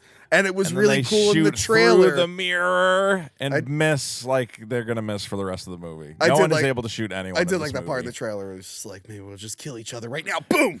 It is a good cutaway. I had of course, a cop shows up with the FBI issue grenade launcher and just starts firing grenades at them. And I'm like, I don't feel like this is how you would handle this situation. Yeah. But then Pollux falls through the window and dies. Yeah. And Castor is pissed. And I like the grenade launcher guy who's feeling pretty good because he took out a bunch of dudes. Hey, don't worry, I killed Pollux. He's like, oh, he's sad. It's just Pollux Troy. Like, Judge Will just shoots him in the head. Like, someone's going to look at those bullets later on and be like, oh, that came from they're not going to triangulate any of that. They're going to just sweep it all up. And then what does he do to his dead brother? Ties his shoe. And now he's sad because he killed Sean Archer's brother, or son. Yeah. And now Archer has killed his brother. We've all lost family. And then he's getting chewed out by the superior, and he realizes that he has a heart issue. Conveniently, his heart is acting up. Yeah, at that exact moment. John Travolta's like, if I punch him in the heart really quick, he'll have a heart attack. And I love it. He goes, I am Castor Troy. And then he calls, and he's like, oh my God, so-and-so's just had a heart attack. Yeah, the normal way when someone has a heart attack in your office is to leave the office and inform everyone, not pick up the phone and go, yeah, I don't know, the head of the FBI just died, man. I don't know, send somebody. Yeah. Out. We'll take care of it. I guess I'm next in line. That reminds me of that season of House of Cards where he like throws the lady down the stairs. Yeah. Conveniently out of the way of the camera. It's like, dude, what if she didn't die? What would you do? What if she had survived that? What would your workaround have been? Like, I know how to throw a woman down the stairs, Tony. That was pretty funny. It's like, they break like birds. I need you to take a fall for me. And she thinks it's like a fall career-wise. Yeah. Knocks her down the stairs. Remember House of What happened to that show? Remember they tried to do a last season? Yeah, I didn't try to watch that. No, I didn't even attempt it. I was like, what's the point? No, I'm like, I get like you can't do another season with him, but at that point, just cancel the show. The funniest thing about show. House of Cards is, do they still use that noise when you boot up Netflix? The dun dun. Yeah. Do you know that's from House of Cards? Did that originate from that? That's him knocking his ring on the table, but like just with some added reverb. And you're like, oh, cool. So every time you they like never promote that show. You know, like when your Netflix goes to like the screensaver, they don't even bother to tell you. They that don't want thing you to exists. know. Yeah. And that was like their big show. I love that show. It was really good. I'm sad that what's his name doesn't still put out his yearly Christmas video. I was looking forward to that becoming a thing. Oh man! And then he was like, "What am I doing?" I'm like, "No, that was great. It was like a whole thing. You should have done that forever." No comment. Anyway, yeah, he goes to his wife, and she's like, "Oh my God, Castor Troy's in my house." Like, no, it's me, it's Sean. But even though there's a cop in the house, she decides not to scream. Yeah, very conveniently. He's like, "We had an argument here. Remember? Please believe me. Please believe me." She tells him everything, and she kind of believes him because of how weird Sean. Well, again, going through her mind is, if this is true, I have been being raped for the past 3 months. which again is why in a modern age you would write the movie differently. Yes. Although he is a bad guy, I guess that's something he can do. Don't you feel bad for me? Do you know all the things that have happened to me? Do you understand that a strange man has been forcing himself upon? I think I've suffered. Your face, which is very bizarre. I feel like I have suffered as well. So yeah, I do like when Castor comes back after he leaves, and he's like pretending to be sad. He's like, "Oh, my mentor died. I'm so sad." And he kind of knows there's something up with the wife. She steals his blood. She like pricks him with the blood. And since she's a doctor, very convenient. She goes to check the blood. She goes to check the blood, and it turns out it's different blood. So how was wait? How do you put a face on a man and not have it reject the face constantly?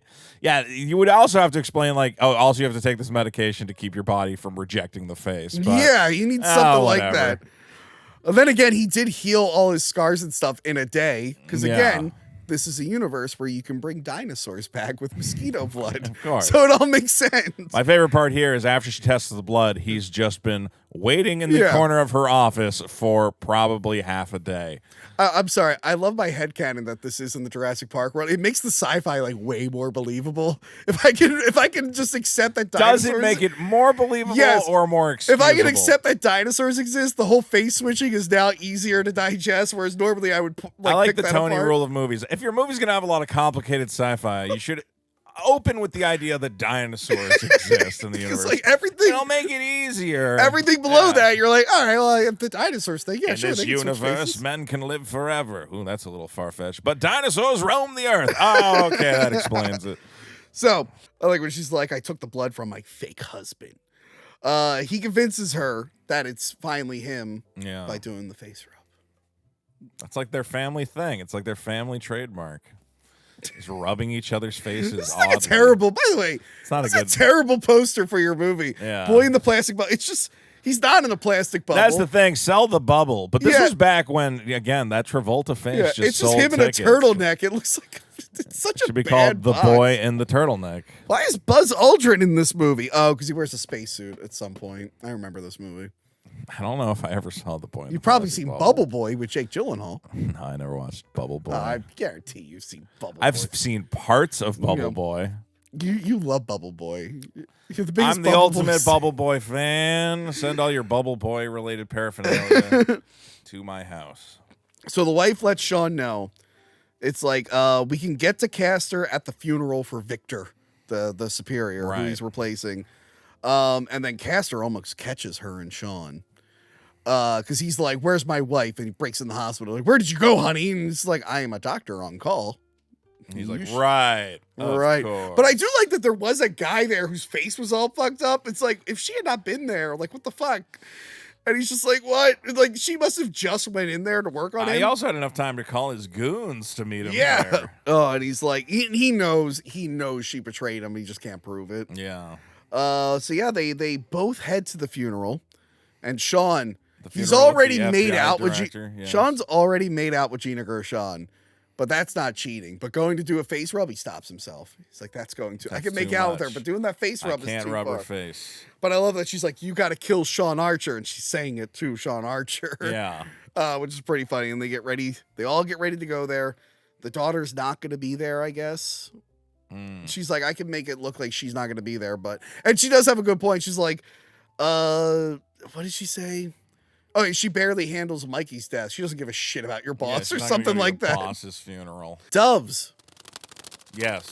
Doves. You got your wonderful John Woo doves. Well, first seagulls, which somehow become doves. They become doves. I was like, oh, seagulls. That's like an interesting twist on it. And then John was like, no, I also want doves. And I'm like, all right. I did like in Mission Impossible 2, there were just doves in the underground base. Like, how'd they get there? This man loves birds. Castor, they do the funeral. And I thought they were supposed to kill him during the funeral, but... Well, it would have made sense to just walk up next to him and shoot him in the head, but instead he has to telegraph, and he goes, what does he say? There's a message for you, Mr. Archer. And then they all wait till after the funeral, and Archer's being very sacrilegious. He's like, he's doing the Latin. He's doing like the Jesus pose. Jesus and it has to cut to Jesus. That was, in case you weren't aware what he's doing. Isn't this religious? And then again, the sound effects guy has like a heart. Do you think Zack Snyder learned all the rules about subtlety from this movie? I think Zack Snyder has never read a book other than the Bible because all he knows how to do. Isn't he Jewish though? That's the weird part. I don't know. I think he's Jewish. Snyder. I mean, yeah, he just loves. But that's the thing. allegories. People are like, Man of Steel is deep. I'm like, it's literally him going like, I'm 33 in front of a picture of Jesus who died at 33, and then he's doing this, and it's like it's a little on the nose. Yeah. Do you think he watched Face Off? It's like that's how you do subtle imagery. But then he did the Justice League movie, and Joker's wearing a thorn of crowns. Like you can't have Superman be Jesus and Joker is Jesus. You get one Jesus. I don't even think he wore it in the movie. They just did a promotional picture for Wasn't no it reason. In the like delete? I don't know. Whatever. So stupid. Everyone's Jesus in the Snyderverse. Everyone's Jesus. Everyone is Jesus. Ironically, Jesus was not at that battle of all the ancient warriors and all the gods. That would have been good. Shouldn't Jesus have been there? Anyway, so yeah, they face off again for the final time. But Castor is getting the family involved. And I like at this point, there's like 3 or 4 or 5 people all with guns pointed at each other. Yeah, the Mexican standoff was a bit much. Yeah, and Gina Gershon, she doesn't make it. No. And she tells Sean, who she thinks is Castor, she's like, please take care of our boy. And Sean takes that literally, as we know the end of the movie. Yes. The daughter interferes. And we have the classic who's who? Who do we trust? But I was glad that the movie was like, well, yeah, why would she believe that a man had his face removed and switched with another? Like, clearly she's going to shoot the guy. But I do like his throat got fucked up. So he's like, listen to my voice, honey. And she shoots her own dad. But then Castor is like licking her. Oh, yeah. Yeah, so he went to like, I'm a bad guy. He's like, oh, I feel for this family. He's like, I'm a bad guy again. I'm going to lick her up and down. He's like, ah. And then he's hoisted by his own petard. Yes. As the famous knife returns. Boom. Stabbed right in the And then, leg. as much as I said this actress, although cute, not the best actress, I do like her line delivery of, someone please tell me what planet I'm on. And then at that point, I'm like, all right, you guys, I got it. The wife and the daughter are traumatized. But they cut back to them crying and hugging at least one more time. I'm like, just move on from this. This is uncomfortable. Then we have a boat This man chase. me. He licked my face. I'm like, just go back to the fun action. And he killed my brother. I'm like, this man keeps ruining our lives. Yeah. And our husband father has his face. They cut back to them. I'm like, no, don't cut back to this. Move away. Well, then there's from this amazing boat chase, but like this is like the most civilian casualty. I feel bad for the guys on the boat who just gets lit up with bullets and blood everywhere. I'm like, that's a real violent. Usually you would just have him like push the guy out and say he's like, I'm gonna fucking murder you. It's the climax. We got to kill as many people as we can before this movie ends. Oh, so I asked Captain Boomies at the live show. Yes. If it's easy to just swing around an anchor for a speedboat like a mace. Right. I was very drunk. I forgot what her answer is. So remind me to ask her again. Okay. Yeah, it's possible. A little heavy, but it's possible. But it should be attached to a chain or something. Ask her how easy it is to use one boat as a ramp for another boat. You can just drive a boat through another boat and launch into the air. Could you ramp a boat off another boat like the Dukes of Our Hazzard? boat's designed as perfect ramps. Yeah, that was pretty good. And then they just keep shooting at each other again. No one's going to get shot in this movie. That's kind of the weird thing is like you think it would end finally with one of these bullets landing. No. But you're never going to get that. No. But they're beating the shit out of each other. It's a lot of fun. This whole boat chase is fun. The boat explodes. I think it uses that famous like sound effect, one of those famous sound effects like that roar or whatever. They're flying slow motion in the air. Not them at all. Yeah. Then two different men randomly teleport into the air. And you're like, who are those guys? Those guys look weird. They're like, we also switched faces. We're from another movie. Bro, they don't look anything like Travolta or Cage. I like the guy playing, who's I think is supposed to be the stunt double for Cage, actually looks more like Travolta. It looks like two Travoltas. Like, neither of them looks anything like Cage. Please zoom in on their faces because... Maybe they were like, yeah, Travolta plays 2 people in the movie. They're like, oh, there's 2 Travoltas in the movie? Yeah, we got it. We got it. Yeah, if you're going to have stunt guys with their faces fully revealed, don't put them in your slow-mo sequence. But, oh, by the way, Castor knows how harpoons work.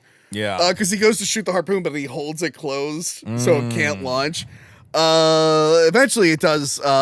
He does harpoon him. It does harpoon him, and I love the die. Like he just wants him to die so bad. Yes. Now this part's kind of a cop out because, like, remember the people who did the experiments, they don't know about the dinosaur island who could probably fix them. But the people who did the experiments, it's like they're all dead. They're all dead. So it's like this act of defiance, like John Travolta, the caster character's like, I'm gonna fuck up your face so you can That was when I was like, why don't you cut out your eyeballs? But I guess that would leave the face intact. Yeah, and he's like, I'm gonna cut up your face. And it's like, oh, cool. That's a bittersweet ending. Like he survived, but now he's cursed with this face with the face of the man that he hates. Then he dies, and then his wife comes, and they're like, "Oh, don't worry, the top surgicals team is gonna come, and they're gonna fix you right up." It's like there was another team who knew all of this. I guess he had associates, and oh yeah, we're from Face Swap West. You were operated on by Face Swap East. We're not aware of the covert thing, but we have his information. He emailed it to it. The caster didn't know about. We can also give you an impressive pair of tits if you want. No, all right. And Judge Travolta's like, "Don't worry, Hairspray is a few years away." Get it? Because he played a woman in that movie? No, I didn't watch Hairspray. He played a woman. He plays the mom in that movie. I think my sister liked that movie. And Christopher Walken was the dad. It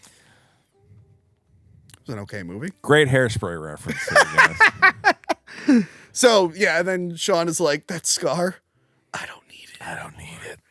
And You're right. The movie would have been more poetic if he was stuck with I like Pastor that they Troy's put face. him in the ambulance with Nicolas Yeah. Cage. It's like, all right, and now to really cement things, get in here. And they're like, oh, I don't want to be next to that dead guy. This sucks. I guess they want them close because of the face thing. Well, he had to take his wedding ring off. The ultimate redemption as a man. So you may have made sweet love to my wife for a period of many months, but at least this useless metal trinket is back on my hand. Is she going to get counseling? Dude, there's no amount of therapy in the world. The movie should not end with this, like, dad comes home and there's rainbows in the background. By the way, the ending, they're in heaven, I guess. Yeah. The sun is just blown out. It's all like, there's like a fog around the house. Dad's home. And the ending should be them in a family therapist's office, and he goes, you guys are fucked. Yeah, it's all slow motion. There's no fixing this. And they're all doing this, and he's like, oh, by the way, we have a new kid. It's like, you didn't, like, let your wife know you were bringing a kid home? By the way, the son of the man who's ruined your family's life. I know the kid's not responsible for that, but that's going to be a lot for that fucking kid to deal with growing up. Right. And like they're like, we have a replacement son finally. This will fix everything. Again, I feel like the wife should go, I was raped. I don't want a new kid. I might have to bleep out the R word because it's coming. I usually don't because it's only mentioned a few times, but I feel like I might have to bleep it out a couple times. Okay, but like you can't just go, everything's fine. It's like we are traumatized beyond belief. The daughter is not traumatized because she looks normal now. Her dad licked her face. But then the guy died, so now she's normal. She's not goth anymore. She stabbed her fake dad after he got molested. She apologized. She said, sorry, I shot you, Dad. I do like that she's fixed at the end. That being a weird, edgy punk goth kid. Oh, yes. They're normal. Thank God they're back to normal. Yes. Take those furry that ears off, in our daughter. remake of Face Off. Like, she just takes the furry mask off. And she's like, I am a person. I'm no longer an animal. I love you, Dad. I love my new weird I'm brother. just a normal bisexual. It's like, good enough. Good enough, it. daughter. I'll take it. So he gets the kid. Yeah, it's a happy ending. Yeah. They're all fucked forever. If your kid dies to your greatest rival, just take their kid. Just take their kid. And everything's gonna be fine. So yeah, it is kind of like, how would you do a sequel to this? I would actually just see a movie like the long-term effects of what that did to that family. That kid is fucked. There's some guy who's been trying to make either prequel or sequel, and everyone's like, well, are they going to swap faces? He's like, no, they don't need to. It's just Sean Archer and Castor Troy are the greatest action face-off duo of all time. Yeah, but we don't really care about all the stuff before. I mean, I don't know. Castor Troy is great. Yeah, but do you want to see someone else play the character? No, but I want that. Yeah, you're right. But I do want Nicolas Cage. Why did they take it? He should have had more of a villain career. Yeah, he really should have. I mean, now that Renfield's doing good. No, it bombed. but it was really good. It was critically acclaimed, though. Oh, yeah, it was great. I loved it. So he was really good as Dracula. He had a lot of fun with that role. Oh, man, it didn't make good money, though? No, unfortunately. He should have took Dracula's face off.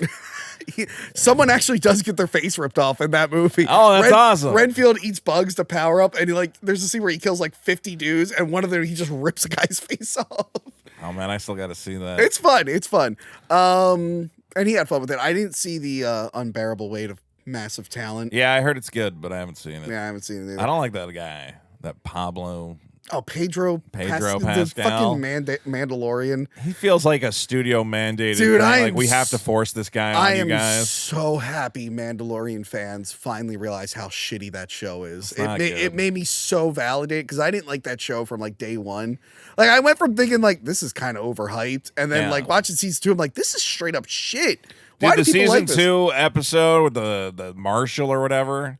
I remember I reviewed it. I'm like, yeah, so this show sucks. And then everybody got mad at me. And I'm like, wait, is this what you want out of Star Wars? Everyone was so like, it was like, Dick called it way back. It's like, this is a rebound. Yeah. Because all the other Star Wars stuff sucks. Like, yeah, but this is also bad, guys. Anyway. There's a baby Yoda, though. I can't wait to buy more merch of that little That bastard. got old after like 2 seconds. Yeah. It's a crutch. I made this point so many times. Like, I just want a bounty hunting show, not a babysitting show. Mandalorian stopped being a bounty hunting show, episode 1. And then it's like, oh, Boba Fett, that'll be a bounty hunting show. No, no, this is a crime lord who's also a hero of the people. I'm like, what's so hard about a procedural that's just like, today's target is the fucking... Hollywood always screws up bounty hunting related enterprises. How? Did you see the Battle Angel Alita movie? No, cartoons are for kids. Shut up. It's not a No, cartoon. actually, I watched the last 20 minutes of it at the gym because my old gym had a theater. And I watched the last 20 minutes. I didn't know what was going on. I'm like, wow, this movie looks like shit. It's terrible. Battle Angel is about a girl who becomes a cybernetic bounty hunter. And in the movie, she's like, oh, I'm going to be a bounty hunter. I can't wait to be a bounty hunter. Here's this big scene of me becoming a bounty hunter. And then she doesn't hunt a single bounty for the rest of the movie. And it was pointless. Yeah.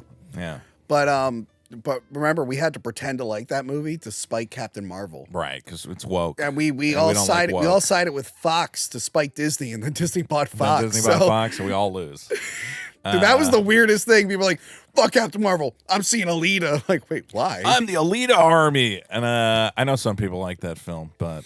And then all those people like Robert Rodriguez ended up working for Disney doing Boba Fett and shit. It's like, what did you guys accomplish here? Accomplished nothing. The culture war is an illusion, my friend. Yes. Please stop fighting it. But yes, none of these. At least there's no more gay beer. By the time this episode airs, who knows what's gay now? Oh yeah, what new boycott will we need gay face off? Yeah. Oh man. I need to wear his face, and also I have to be gay now. They'll know if I'm not really gay. We can put his gay genes into you to make you gay like him. Do it. There's gotta be a gay porn called like Fuck Off or something. I don't know if there does have to face be. fuck. I don't think gotta be a face I don't think that's a thing that has to exist necessarily. I'm sure there's rule 34 of it. Okay. Yeah. No, I don't. Yeah, is there one guy who watched Face Off and he went, there's a lot of sexual chemistry here. Face fuck's a good one for Face it. fuck. Face fuck. I don't know if that's good. I don't know.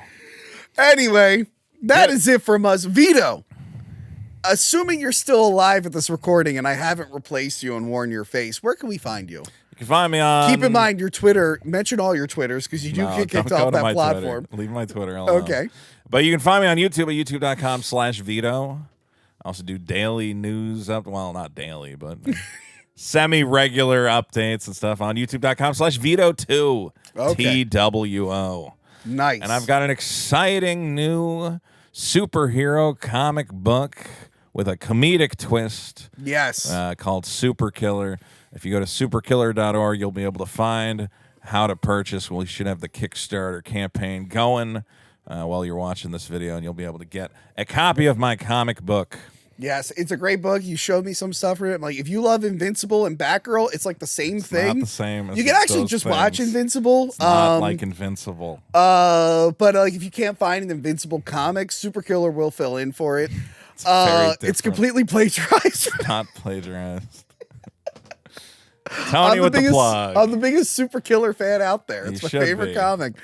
Yes, and if you aren't around anymore, can you give me permission to upload this? I, Vito Gesualdi, give Tony all rights to my image and likeness to promote his internet webisode, Hack the Movies Face Off Edition. Thank you. And yes, please buy my comic. In lieu of flowers. So I don't have to kill myself. Which is a very depressing marketing And if you tactic. don't understand this joke, you can understand that joke if you go to biggestproblem.show. That's right. You need to plug it at all. You give Dick shit so much. And I'm sitting here waiting for you to plug it. You didn't mention it once. You were not going to get to it. You can also watch my great podcast at biggestproblem.show or youtube.com/biggestproblem. Yes. To hear me lose my mind and spiral down a deep, dark hole of depression. It is a great podcast. It's one of the a long Tony listens to it. You know, a long he's got time great ago, taste. Long time ago, I did an episode called "Good Reboots" with the Nostalgia Critic and Cinema Snob. We talked about shows that were rebooted or movies that were rebooted and were good. Yeah. And at the time, I don't think Biggest Problem was out yet, but I'm going to add that to the list. Great it's reboots. Better than the original Biggest Problem. Check it out. Check it out. And that's it from us. Goodbye. Remember to like, comment, and subscribe. Check out our other videos and Patreon page.